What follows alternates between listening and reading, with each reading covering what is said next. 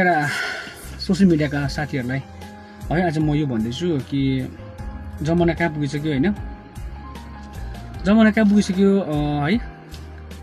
अब हेर्नुहोस् न, यो के अरे के छ भन्दाखेरि अहिले अब मान्छेले कुरा गरिरहेको छ होइन। अब केटाकेटी अहिले सबै बराबर बराबर भन्छ होइन।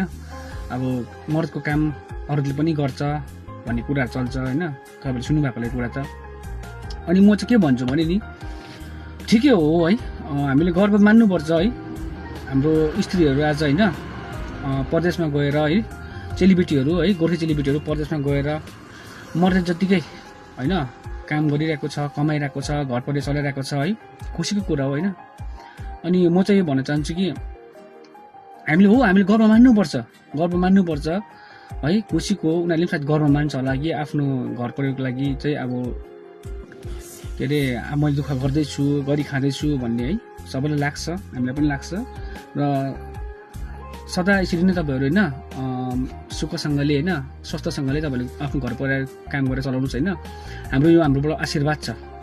तर अन्तमा म चाहिँ यो भन्न चाहन्छु कि जति नै जे गरे पनि नि स्त्री नै हो, पुरुष नै हो। म त्यही भन्छु, कहिले पनि स्त्री र पुरुष बराबरीमा चाहिँ कहिले पनि आउँदैन। हजुर सुन्नुहोस् है।